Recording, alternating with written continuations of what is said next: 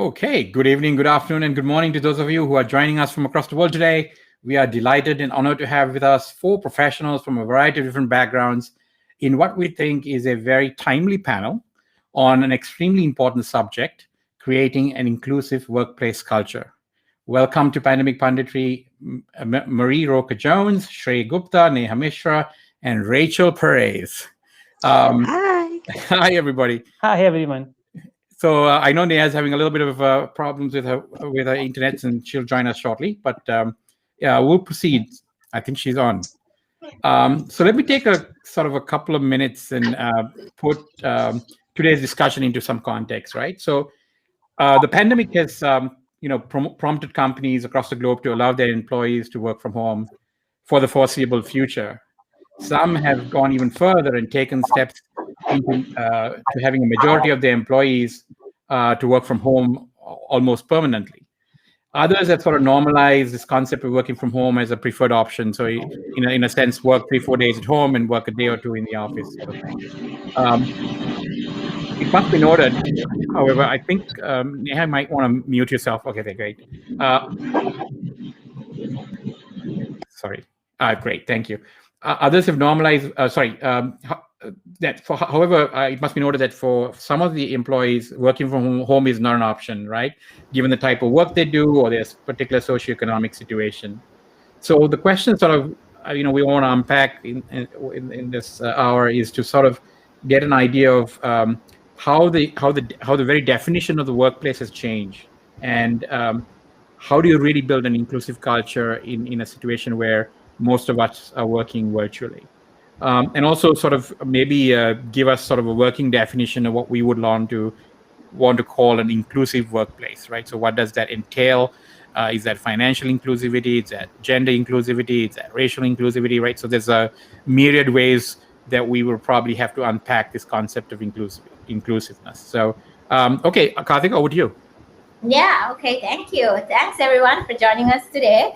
Would love to get started with Marie because she's like the diversity expert on the panel today.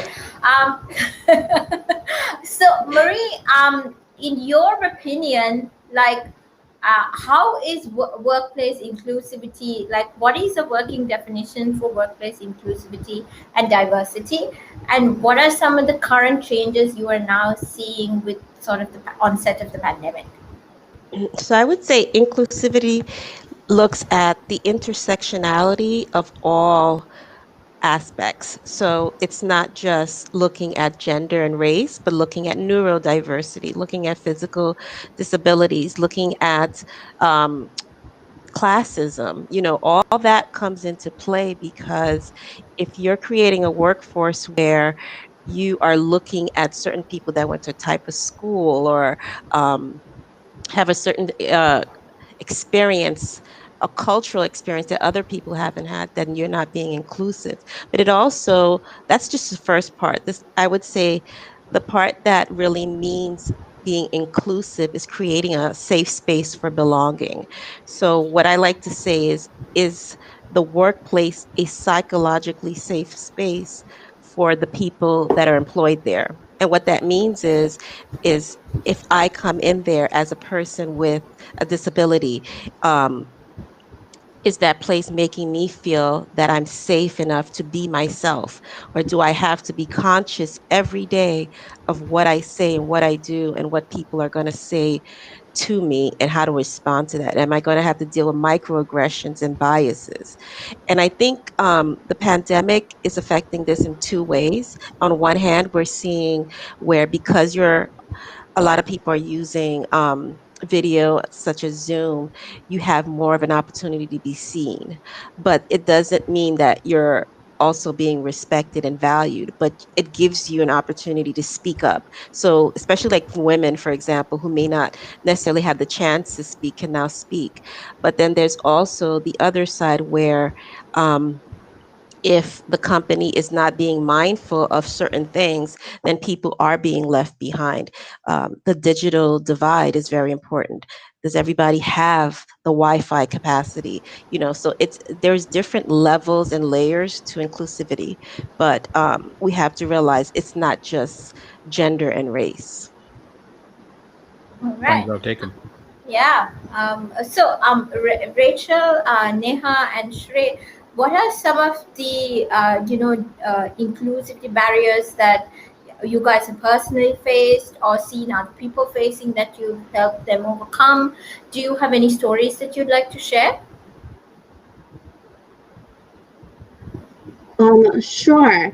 I work for Galvanize, particularly in a program that serves underemployed and unemployed New Yorkers and is sponsored by the city of New York. So often these are people that are looking for a new opportunity. And we are blessed that it just happens to be very diverse because those are the people that need the opportunity the most, maybe haven't received it. And I think what happens with them is that they actually, the problem doesn't, it happens just in the companies. It starts way earlier. It starts from when they're at home and they're not in a culture in which perhaps like education is a topic of concern, and they don't talk about how is it going to be when you're out in the world. Maybe you don't have access to the right education. You go to colleges and don't have the right access, or maybe you don't visualize yourself in certain careers. And then by the time you're an adult, you're sort of like not in an equal footing as everyone else. So there's needs to companies need to understand that people have all great, like everyone has great intentions of being qualified and being available, but they haven't had maybe the access to have the same education. So you need to be open to different types of education. Now we have sort of like short-term careers or different types of like majors and people from different communities. You need to be open because people didn't some people may have not had access to what you're looking for. Maybe they couldn't do a PhD because they had to work. Mhm. So know that you need as a company to be flexible and start modernizing yourself and be open to all kinds of different like backgrounds, education, income, anything. Well said. Shrey, I know you talk to a lot of women who make impact in the workplace. What's your sort of take, and what are some of the stories that you have seen? I think in the current pandemic that is going on, the division between physical and personal life has sort of vanished. And both of them have become very interlinked in this current pandemic because everyone's working from home right now. And in India, particularly, not everyone has good internet connection at home. So a lot of people are not able to work properly at home because of poor internet connectivity. So I think a very big steps need to be taken by companies in India right now of supporting employees in getting proper internet connection at home and also giving them proper furniture at home to work properly. So, I mean, this is interesting. This working from home. Something that really struck me was that, and I think Karthika, you have some statistics, or have come across some statistics where, um, you know, there are a slew of women who've quit their jobs simply because when they're working from home, suddenly childcare, which with daycare centers closed and everything else, suddenly a woman's uh, of course, men, without lifting a finger, I guess, say, "Hey, you take care of the kids. I'm working, right, on Zoom." And the women are sort of encumbered with childcare and household duties, and all of a sudden, that huge inequity that used to exist prior to women actually going to the workplace has manifested itself in the virtual world, and it's been a real struggle, if I understand that correctly, for a lot of women who have household responsibilities, or have been thrust with household responsibilities with no partner support. Is that something you have seen as well, an experience among the people that you're speaking with? Yeah, so that is pretty common in India because India is largely a patriarchal society. Right. So all the household work is primarily done by women only.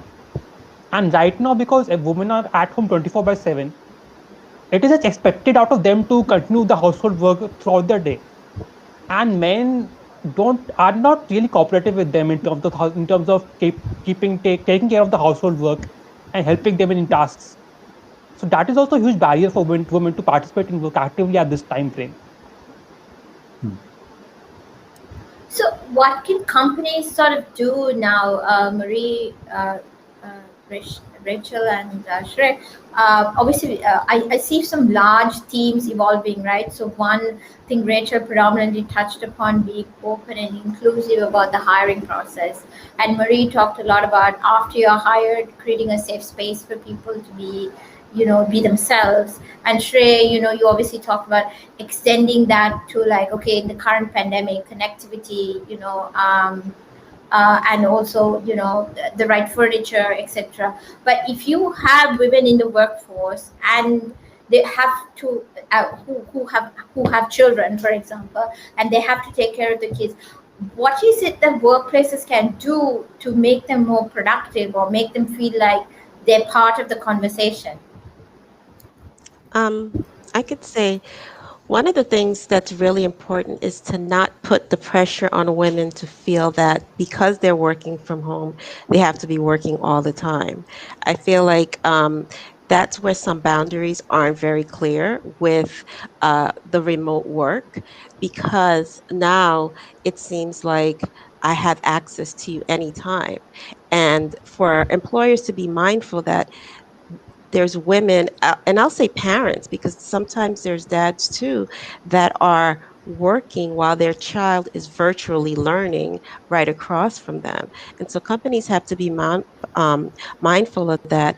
And there needs to be some boundaries that are set that respect people's time and not put this pressure on people to be part of the team and to be you have to prove yourself. And I think a lot of times that's put a lot on women, particularly in tech, which is why so many of them deal with the imposter syndrome. So women will go above and beyond to prove themselves. And by doing that, they're now creating a more stressful situation for themselves because they can't keep up. But if the employers would take the time to even say, hey, you know what? Working parents, we understand this is difficult. Have that conversation. Be honest about it. Put it out there so that people don't feel like they're a burden or that they have to initiate that conversation. It shouldn't be the responsibility of employees to speak up about it. It should be the companies understanding this situation and creating certain guidelines that make it easier for working parents to be able to manage their lives and not feel so burned out and have to leave the workforce. So, if I may, Shrey, so from a South Asian Indian context, are you seeing some of the same? I mean, there were issues, obviously, everything that Marie and Rachel has talked about, but also I heard there's issues of caste and things like that as well, right? And class being quite a distinctive challenge, in addition to the issues of gender. Are you seeing anything different from an Indian perspective or a South Asian perspective, or is this sort of universal across the board phenomenon right now? From my own perspective, I think access to capital has become even more crucial at this time now, because there's a huge setup cost involved in terms of getting the right infrastructure at home in order to work peacefully from home right now. And in India, historically, we have seen people from lower castes don't have much access to capital, and therefore they struggle to even have a basic setup at home to work from to start with. So what are some of the ideas? I mean, what would you suggest, for example, right? I know you're involved in this to some extent. So what would you suggest some things that, I mean, you mentioned earlier that the company should sort of step up in everything from sort of ergonomic furniture to proper environment, high speed internet, all of that. But what other things can people do? I mean, to sort of from a financial perspective to make this sort of affordable. Like right now, if I think to in India, if you're living in a metro city, like this tier 1 cities in India, so you can easily rent furniture from online portals, and that is pretty affordable also for all classes. You can start with that. And also, as far as internet is concerned, you can get a Geo SIM in India right now. So Geo has very affordable internet plans in place. So are you suggesting that the cost of that should be sort of arbitraged by a combination of private sector and government as well? Because I mean, there's all of this couldn't potentially fall to say a small business with 10 people, right? how would they manage that without government incentives, or should they? So is that a cost of doing business? So you don't have an office anymore, so you sort of take some of the rental money and post it towards employee internet. Is that the sort of balancing or moving of resources that you're talking about? Yeah. Actually, from what I feel is that in India, the government is not so sensitive towards this matter of working from home and having the right infrastructure at home to work with. That is why the entire onus is right on private sector only to bear the entire cost of this entire setup movement. And in India, there have been some companies who have borne the entire cost of getting the right setup at home. But then not all companies can actually afford to do that for all their employees. Correct. Correct. So Neha, are we audible to you? That's most important. And then have you been? I don't know what. I'm absolutely able to hear all of you. I hope you can hear me and see me, because that's what I don't know what I was struggling with. But some pretty interesting discussion which is happening here, and very valid point you brought up, Lavi, because what happened is a few months ago I was speaking with somebody who was a member of parliament in Finland. And I said, what are the tips that we can take as Indians in terms of bridging the divide and, fostering a more inclusive environment for women in particular. And this stemmed more from that concept of, maternity leave versus paternity leave kind of a thing. And she said, we started in 1950s. So you guys do have a lot of catching up to do, in terms of what we can do. The only good thing that has come in recent times, and the way the podcast and your session is structured, is that it has given a little bit of acceptance to things which were not being acceptable a few years ago. So, from my own personal experience, I'll tell you, a few years ago when I was trying to work from home, people in my own home wouldn't understand what work from home was and what was the need to do that. So you're sort of shuffling between, like, giving the garbage out and just trying to manage with what you're doing and, holding on to meetings. So the acceptance has generally come in. I mean, I would definitely say that it has opened a lot of opportunities. But like Trey mentioned, that, the challenges are still here in India. I would particularly focus on India in terms of how much we have to accomplish. And then fostering that environment is absolutely crucial. Now, the challenge that I have noticed is that there are some schemes that are in place. So we are actually part of a women's entrepreneurship program, which is now funded by the United Nations and Niti Aayog. But there are so many women entrepreneurs who don't even know about it. So that access is very, very critical, and that's where, reaching out is very, very important to bring about that whole inclusion. Of course, the paradigm shifts completely when you reach out and you say, okay, coming from an Asian heritage or a BIPOC heritage or a woman of color perspective, that shifts a lot. And what I have noticed is that there are a lot of companies who are saying that they're doing it, but are they? So All right.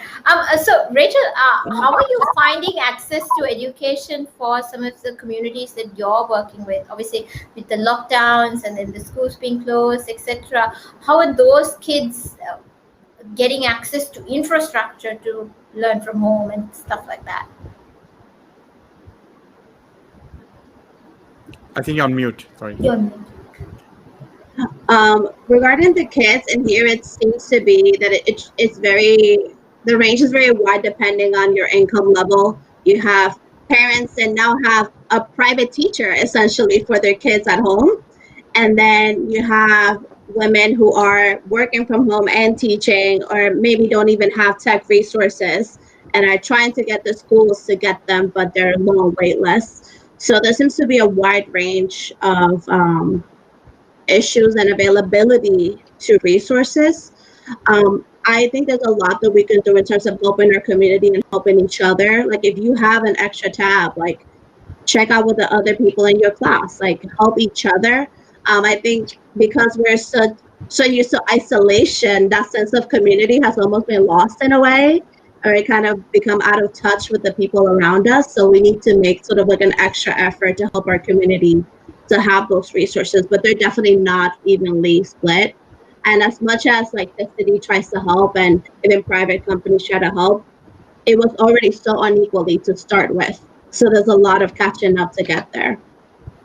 So is there a, I mean, just asking, is there a silver lining anywhere here? I mean, that, we can glean out of, obviously, whatever structural problems there were prior to the pandemic. I mean, as we've seen many times when technology sort of replaces or comes into play, it just amplifies it at much higher rate, right? So I mean, we've obviously seen that sort of whatever dysfunction or issues that were structurally, they've just been amplified with the fact that we are now using technology to do a lot of this stuff, and so it's made it worse.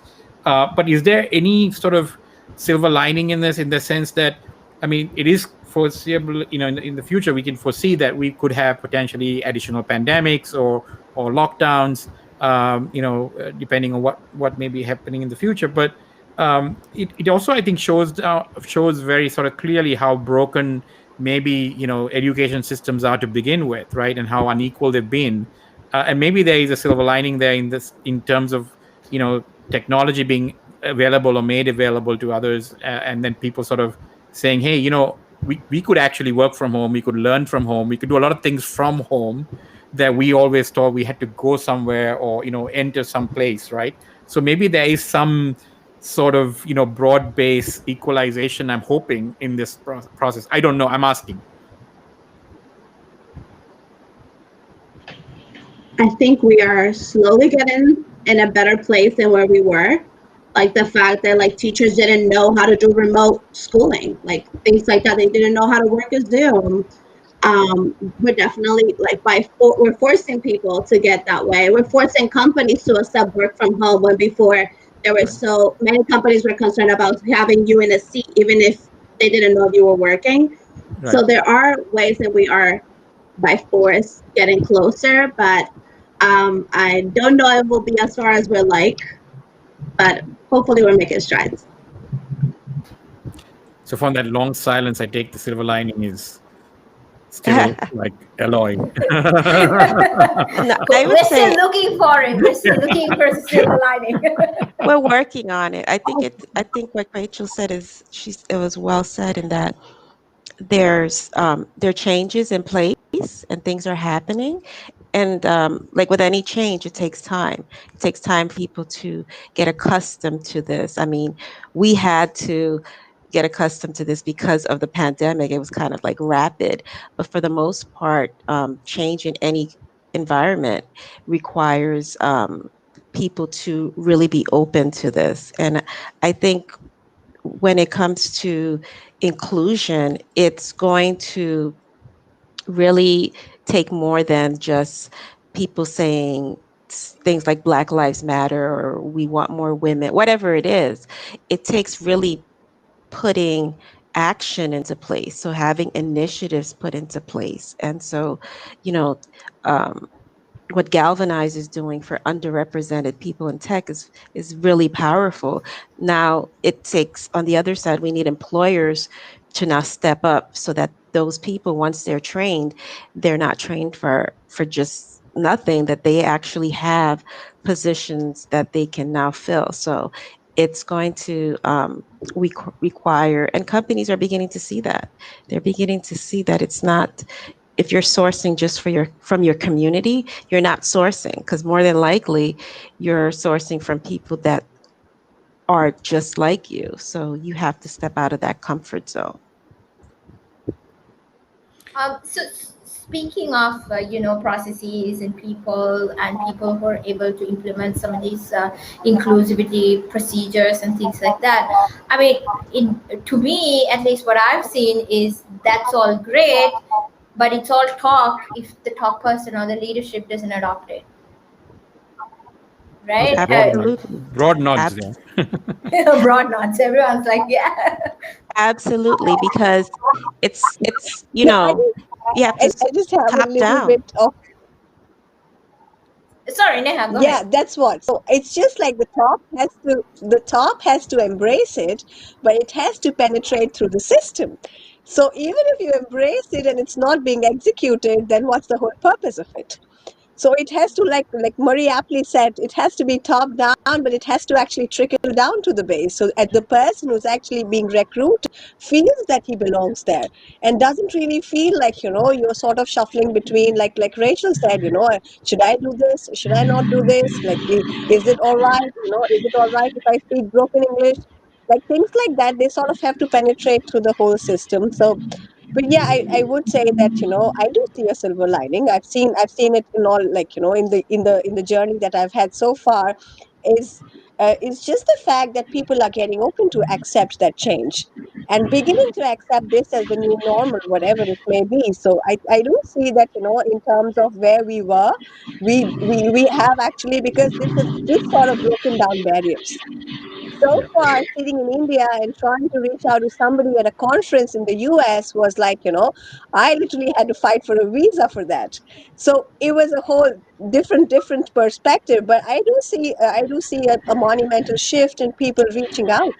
So, I've had people reach out from Africa. We've noticed that, people are willing to say that, okay, it doesn't matter where you come from. If you can provide for what we're looking for, we'll go out of our way. I've seen people adjust to time zones. So it's like, and embrace it. Like up till now, what I noticed, the skills was sort of adjusting. But now I see that it's coming at the conflicts of, like, everybody saying, okay, we understand. And So in the let's just in be the vein, hopeful for that. sorry, Right. in the vein of having people like from the top down trickle down, what happens a lot in the U.S. There's laws that prevent discrimination, but they're sort of hard to fight anyways. But you see that a lot of companies, the top sets metrics for diversity, and then the top down enforces the metrics, but sometimes the metrics are not enough. Like, okay, I need to interview X number of um, underrepresented candidates, but it doesn't mean I have to hire them. Like, you need to do more than just having a metric. Look around the room and see if you have a diverse place. Yeah, sometimes it's as simple as that, isn't it, Rachel? Look around the room. I think that's a really apt sort of barometer, right? I mean, look around the room. I mean, if everybody sort of looks the same, talks the same, you probably don't have an inclusive workplace, right? Yeah, but with a system, when you have the system that's skewed towards like white males, if you're a white male, why would you change that? Exactly. That's a great point. Why change something if you don't see it's broken? And if this is who you know and who you're comfortable with, and we have to be honest, as humans, we all have our own biases. And it takes someone who's being mindful of the fact that as a white male, I cannot represent all of society. It takes someone to think that if my board, if my leadership doesn't reflect the needs of people in society, then how am I really tapping into and really being inclusive to my customers and clients? How do you create products when the people who are creating them do not reflect the needs of people in our society? Like, if you think about it, this is why we have a problem with machine learning and AI with brown skin. I mean, it's something so simple, but it's so like mind-boggling that the fact that machine like AI, there's a problem with identifying brown skin, or that we have to worry about smart cars not being able to see us because we're brown, and it wasn't created for that. Like, these are things that for us we're laughing because it's common sense, but Right. I think for those who are creating these products, they're looking at it from their own lens, so they're not taking the time to say, oh, you know what, if somebody is hearing impaired or visually impaired, is this going to help them? If somebody is from, religious, I mean, we're just talking about everything, right? That is Right. excluded, that's so, and yet we can giggle about it because it just seems so silly and so simple to fix. But I hear all the time, I have a sourcing problem. I can't find diversity or diverse people to hire. And I'm like, where are you sourcing from? I always ask, I always push back to that, like, where are you sourcing from? And so then you get the stumble, right? Because now they're using something very, it takes work to hire, to be inclusive and diverse.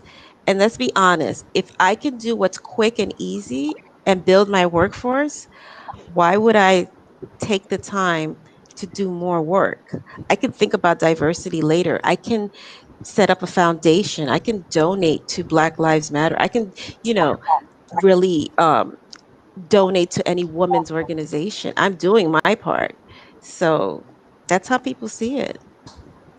So is part of the answer then that, and I know some of you are involved in this, is to sort of, get more women and underrepresented people to start their own businesses and bring in people who are, in the margins. I mean, is that a strategy?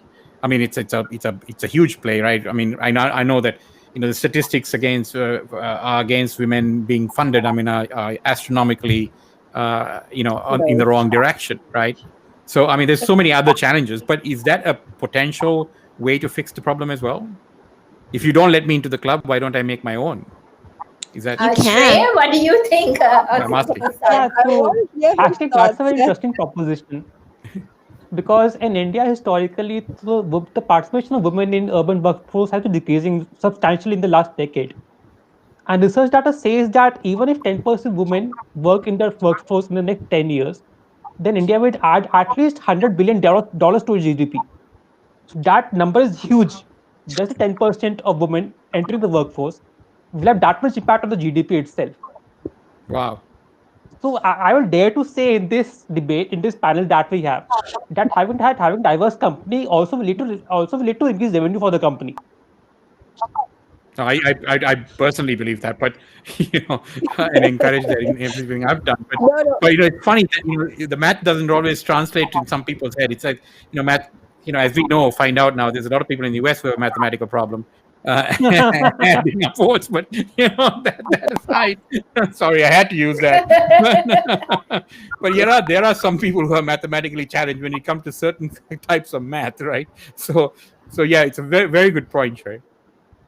Yeah, I mean, No, the we reason talk why about I inclusivity in asked, the workplace. Sorry, Neha. Sorry, the Neha. reason Go why I ahead. wanted Shrey to say is because the change has to come from the men.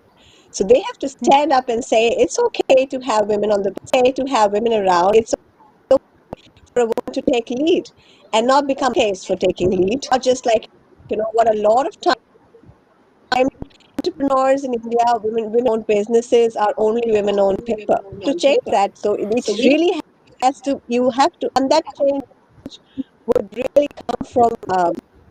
I really feel that men have to. It could be white, it could be brown, it could be any, but men generally step up and embrace that the fact that no, my wife is capable of much more, or my mother is capable of much more. It has to come from within.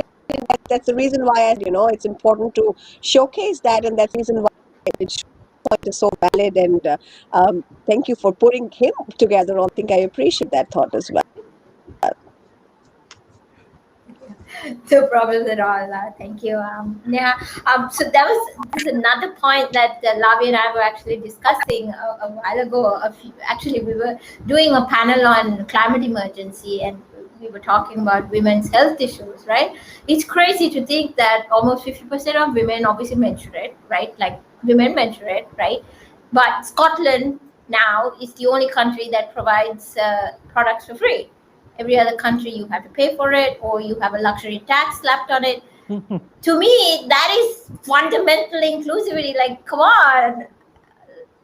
Like, why do we have to pay a luxury tax for something that happens naturally to us every month? Without which a lot of people won't be on the planet, right? I mean, Precisely, without which a lot of people won't be on the planet. So Yeah, because it's uncomfortable. It's uncomfortable to have those conversations. And I mean, I think here in the United States, we'll talk about so many other things, but when it comes to women's health, it's like hush hush. We're still fighting for just simple things as maternal health, where you know, unfortunately, we have, if I'm looking from the lens of Black women are dying from giving birth, something that women around the world do every day with, midwives. There's women that don't even go to hospitals in different countries. But here in a country where we have hospitals and women are not, and it's not just Black women, it's women, the doctors are not listening to them. And so women have to, um, fight more. And what Neha said is just spot on. If the men who are decision makers, men who are policy makers, men who are making these decisions spoke up and said, no, this isn't right. Yes, we have to support women. We have to do these things. We have to have these things in place.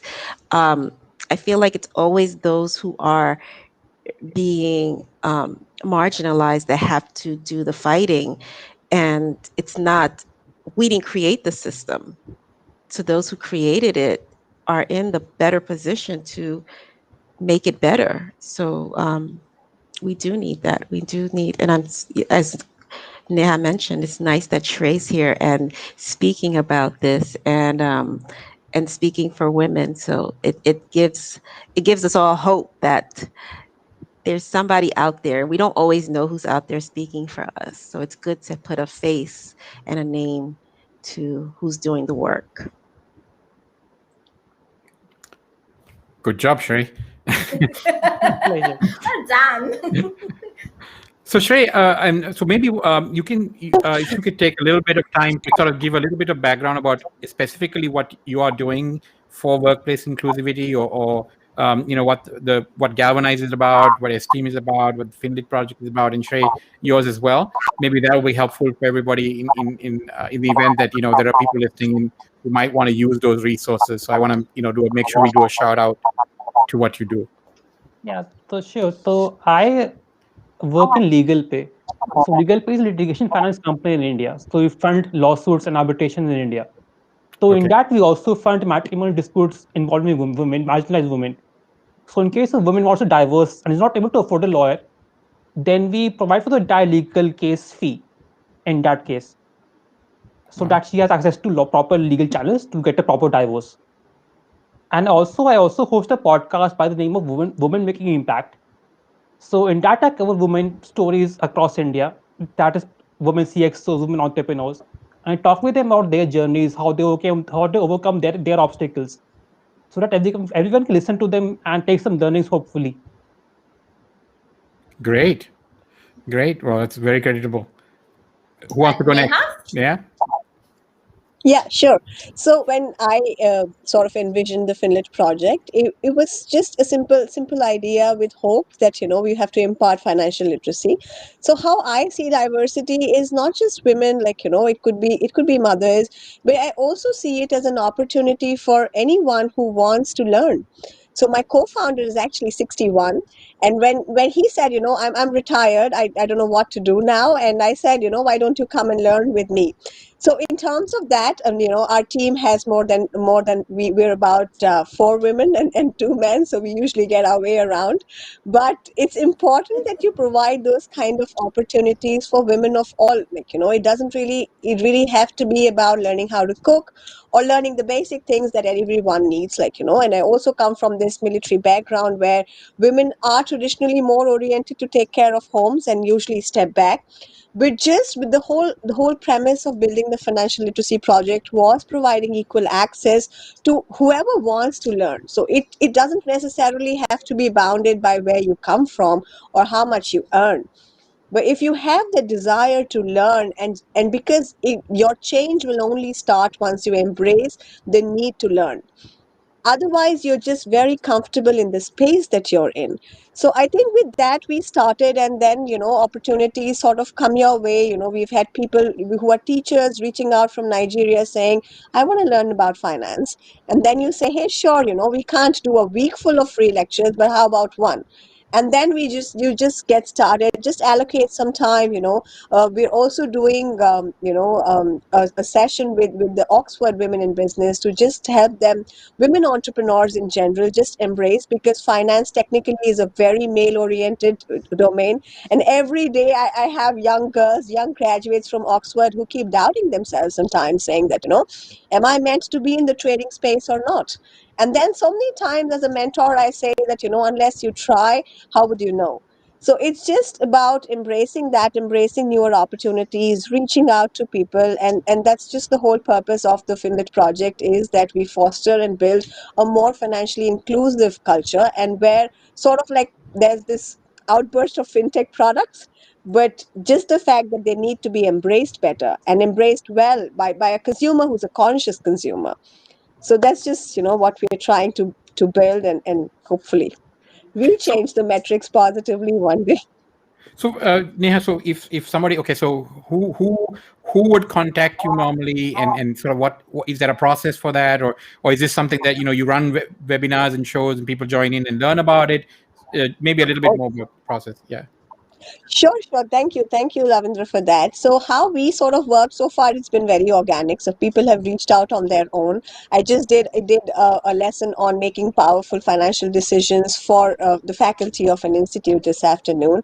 So, it sort of runs like that so far, but we also have on our web portal an opportunity where people can come and book a free session with us. And we're also in partnership with some brands. One is based out of Boston. It's called Wiser, where women who are entrepreneurs reach out to us and they say, okay, this is the problem that I'm facing in my financial journey as I'm building an enterprise. So we have a basic financial literacy program which caters to the fundamentals of personal finance. But in addition to that, because finance has a lot of verticals, so we connect these women. There are times where I pitch in, there are times where the other team members pitch in, but there are also opportunities where we connect them to a network where they can benefit from that kind of relationship. So that's all absolutely accessible through the portal that we have. They can come and book sessions with us, and of course reach out and just say that, yeah, I do have a financial problem. I've noticed that more often than not, the attitude is the real problem. So rest, everything else falls into place if your attitude is in place. So it's just about that. So, Rachel, what about you? Rachel. Oh, so I work for Galvanize. We do short-term courses, some part-time, but mostly intensive full-time ones on web development, data science, and most recently back-end development with Java.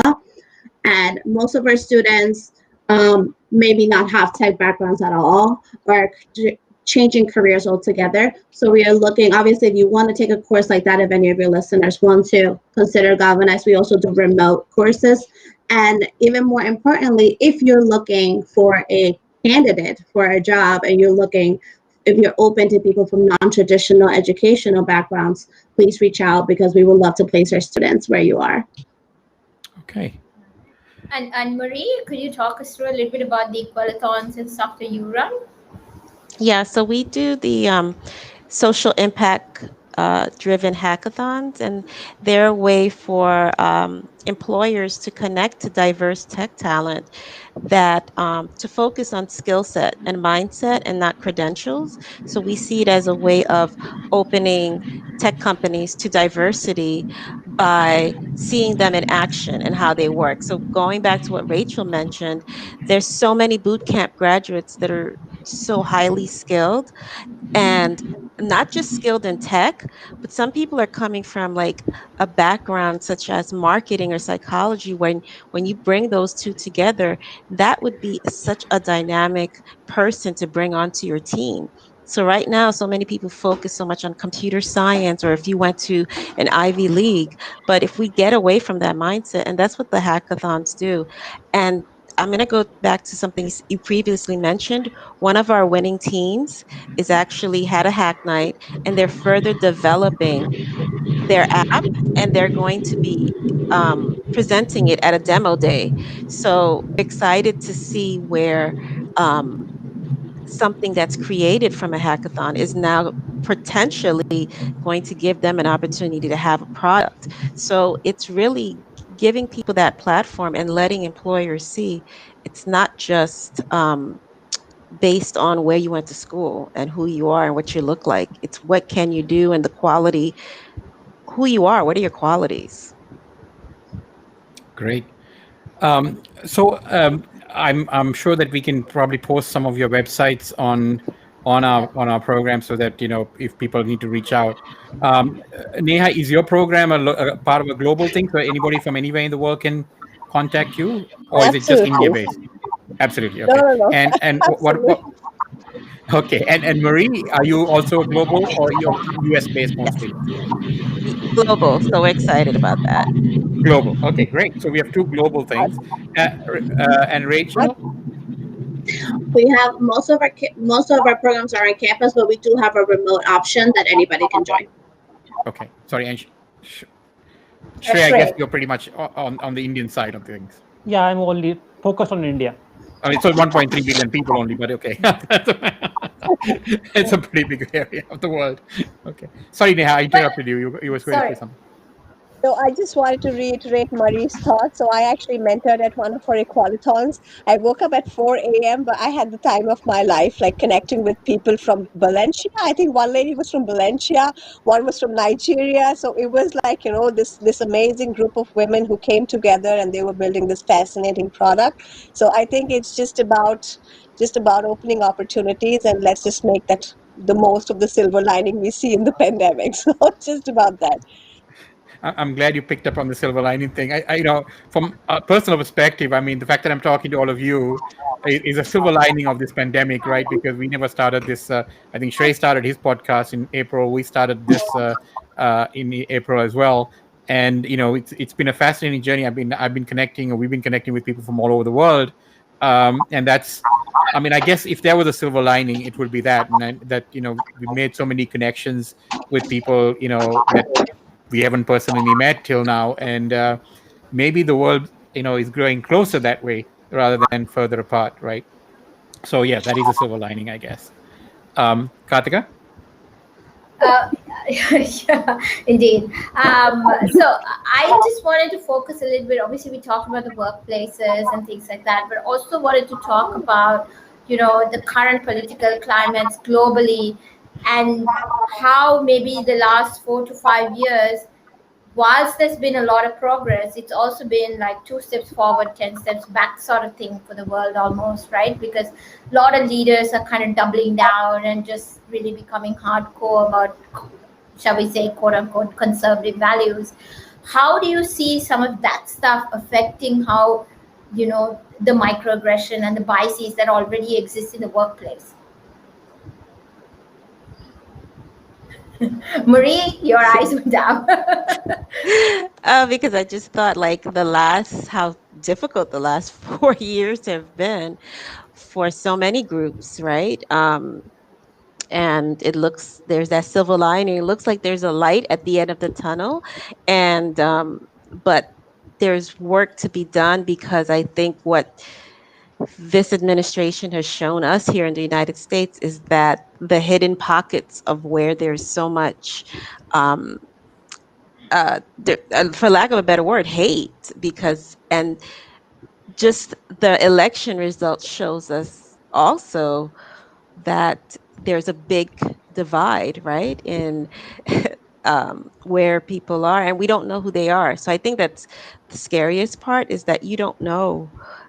We thought we knew, but we don't. And these next 4 years is going to be about rebuilding and coming together. And I hope that from a global perspective, that we can start to regain the trust of other countries, as well as rebuild relationships that were maybe fragmented because of this administration. So I'm hoping that we see a change, not just here in the United States, but a change that eventually helps us to heal and move forward, but other countries to once again, be in a more positive position and relationship with the United States. And that includes being inclusive and who is at the table, who has a seat at the table. And from me, what I've seen is Obviously, what's been happening in the last 4 years, you've seen a lot of hate, and what is shocking is a hate from both sides. Like, now, before you could express your political views at work, for example, now you can't, because it becomes a conflict. You have companies that are enacting like no politics talk at all. And I think that damage, in which it's essentially people are afraid of freedom of expression, speaking their minds, that damage that we've incurred the last 4 years is going to take probably the next decade to undo. So I'm hoping the next year we start going the right way, but we have a lot to catch up. Well put, And, Rachel. and Shreya and Neha, some of the right-wing stuff, obviously, that's happening in India as well. And you see a lot of polarization here in Sri Lanka also. Sorry, go ahead, Neha.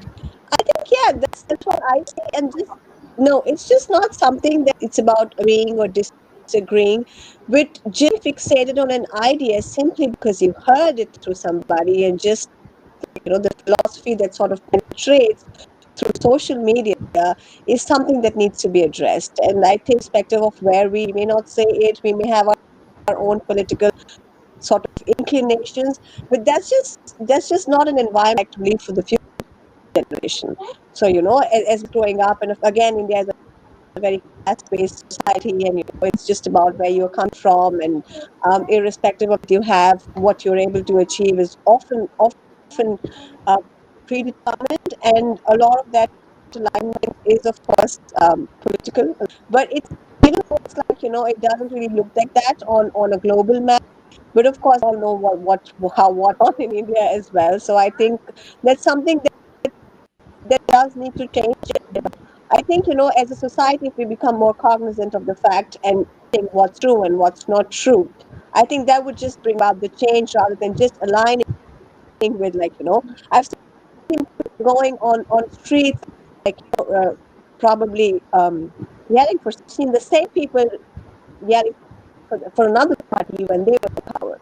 So it's just about, like, education has to penetrate that people understand what is it that you were sort of throwing yourself out for. And I'd love to hear Shrey's thought on this, but I think, yeah, there's a lot of work that needs to be done there. I think aggression vices has always been there. It's just that current government stands on different matters has just emboldened those people to come forward and do it publicly. I just think education is the most important thing that can actually solve all the problems that we have in this world at a truly mass scale. Otherwise, everything will continue as it is. Yeah, I just read a very interesting statistic. I heard a very interesting one on CNN that only 1/3 of Americans actually have a college degree. So that number was actually quite, it was on CNN, because there's a huge controversy because Mark Rubio, I guess, called on, had this very anti-elitist, tirade against the incoming administration. And then, of course, CNN sort of layered it back and said, actually, all these Republican presidents went to either Yale or Harvard, right?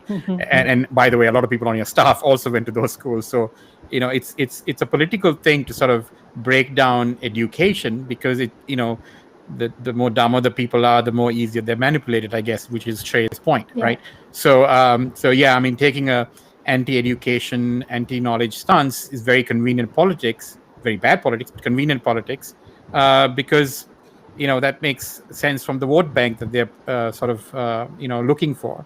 So just pandering to the lowest common denominator. And I think it's interesting that we have sort of this, if you look at the voting patterns of the two big countries here, with guest representation, India and US.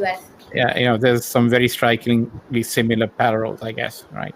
I think so. Hopefully, as Marie said, maybe there is a light at the end of the tunnel, and the pendulum that has shifted so far right starts shifting right back, maybe towards the middle at the very least. So that's the aspiration, I guess, of some of us at least. Karthika, any more questions? We're getting close to the hour, so I just want to make sure we're on time. Just wanted to open it out to the panel. If there's any parting messages they wanted to give, then yeah. I'll start. I just say thank you for this opportunity. I mean, it is an honor to be on this panel with everyone, and it feels hopeful and positive when we have these conversations because it's not centered on just what's wrong, but what can be done to make it right and who's working in that. And to Shrey, I want to say if there's any way we can help you support what you're doing, please reach out. And thank you both for giving us this opportunity to be here and to speak. So it's a great way to end the week. Oh, I'm glad you think so. Thank you for joining and making the time. Rachel? No, the same. Thank you so much for the opportunity. This is amazing having people from different parts of the world in one place with the same common goal. Hopefully here we talked a little bit about what companies can do, but also if you are the person that feels that your company could do more in inclusivity, speak up, say something, watch out for your brother or sister. And hopefully if we're all band together, we could all make a change. Yep. Well said. Thank you, Rachel. Neha? Yeah, that was so beautiful, Rachel. Thank you so much. I think that was so nice. I think just embracing the fact that okay, I can help bring that change. But I really want to thank Marie for connecting me to both of you, Kartika and Lavindra. What a pleasure it has been to be here and just I really enjoyed this panel because like it's the end of the week. It's literally like 8:30 here when we started, but I just had such a nice time speaking to all of you, and thank you so much once again for having us and for also providing a platform that speaks about these kind of issues. So I think that's very important, that a space where you feel safe enough to say all these things. So thank you so much for providing that. I really, really appreciate it, and I wish both of you all the very best. Oh, thank you, Neha. Neha. Thank you. Shrey, you get the last Shrey. word. Not because you're a man. I just want to make clear about that. I'm just very happy and grateful to be here on this panel. Also, Mike, I'll just surely connect with you afterwards. And my only parting message is that we can only accept others if we accept us, if we accept ourselves in the first place. So all of us should work on accepting ourselves. Only then we can accept others around us fully. Oh, well said too. Yeah, it's, point on. Karthika, any last words? No, I mean, look, everything the panel said is valid, and Lavi, you and I both obviously discussed a lot of this stuff with length, right? But I think with the pandemic, it's given us a lot of opportunity to change how we approach work and, how we approach women at work. And, it's okay for women to work from home. If they're pregnant, or if they have children to take care of, or if they have period related issues, everything's proven that this if the pandemic has proven anything to me, it's that economies are going to run fine even if the entire population is working from home. Yeah, yeah, that's true. It's really sort of changed this whole, you have to be in the office to be productive, and you have to be there from 9 to 5 to be productive, right? So all of these sort of, things are sort of breaking down, right? And yeah, of course, the technology company is going to make a lot of money doing Zoom and Restream and all this stuff. But I mean, it makes Somebody's sense. got to make money, Larry. Yeah, someone's got to make money. But That's I how think the system works. Yeah, I think it makes sense that that technology hopefully can also be an enabler, right? So that it does let these like we are talking. I mean, we're not the voices that are normally heard, and we've sort of been able to amplify your message today through all the media channels that we get our sponsors to line up for. So hopefully that's a silver lining, and I think it was a lot of work in progress to create inclusive work cultures before. It's just gotten a lot harder, and because the sort of the underlying assumptions have all sort of been thrown asunder. So it will take, as Shrey said, a lot of effort on the part of everyone, and men included there, to sort of make that happen. So I think awareness is the first thing. Educating yourself on the issues and on the challenges is the second. And then, as Naya said, do something about it, right? So the talk is good, but execute, right? I think that's the key. So thank you, everyone, for sort of joining on a Friday evening or a Friday morning for some of you in New York. Thanks again for joining Pandemic Punditry, and all the very best in all the wonderful things you do for the betterment of the world. Please stay in touch. Take care. We will. Thank you. Thank you so much. Bye, Thank you. everybody. Thank you. Bye. Bye-bye. Bye. Thank you. Bye, guys. Take Bye. care. Thank Bye. you. Thank you so much. Bye.